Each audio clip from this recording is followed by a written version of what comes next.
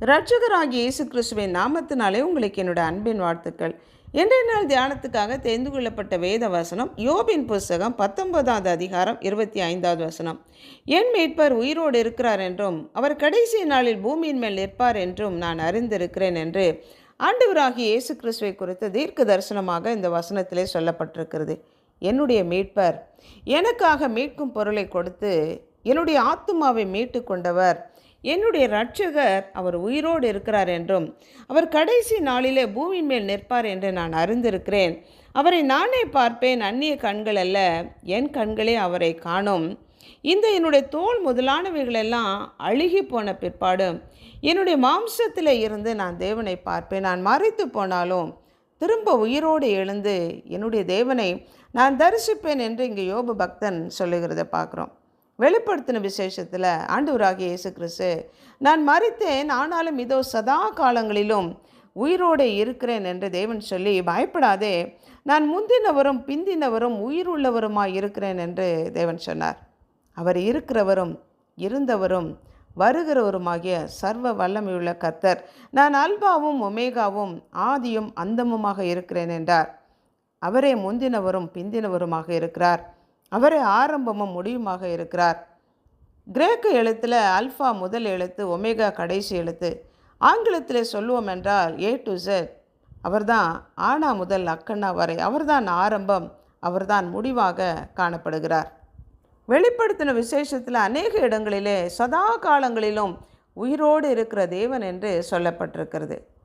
அப்போஸ்தல நடபடிகளில் அவர் ஜீவாதிபதி, ஜீவனின் அதிபதி. அவர் இருக்கிறவராகவே இருக்கிற தேவன். அவர் நேற்றும் இன்றும் என்றும் மாறாத தேவன்.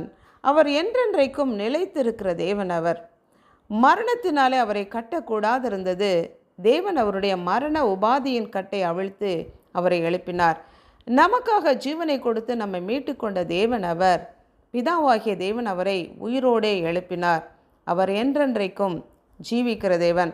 இதோ உலகத்தின் முடிவு பரியந்தம் சகல நாட்களிலும் உங்களுடனே கூடவே இருக்கிறேன் என்று தேவன் சொல்லி நமக்கு இட்ட கட்டளைகள் யாவையும் நம்ம கை கொள்ளும்படி கர்த்தர் நமக்கு அறிவுறுத்தி இருக்கிறார்.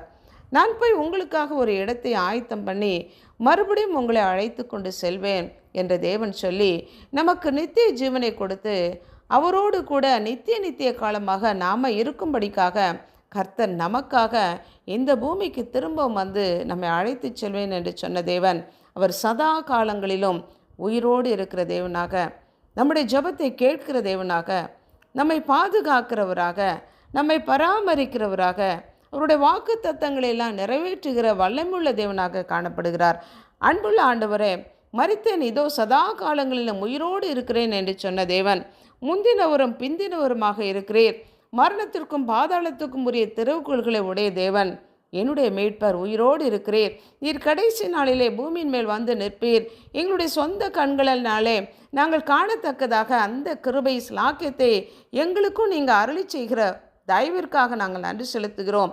உம்மை முகமுகமாக தரிசிக்கத்தக்கதான அந்த கிருபையின் ஸ்லாக்கியத்தை நாங்கள் ஒவ்வொருவரும் பெற்றுக்கொள்ளத்தக்கதான கிருபை தாங்க.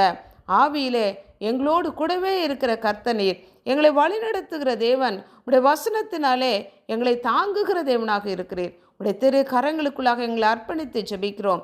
இயேசு கிறிஸ்துவின் நாமத்தினால் ஜெபிக்கிறோம் பிதாவே, ஆமென்.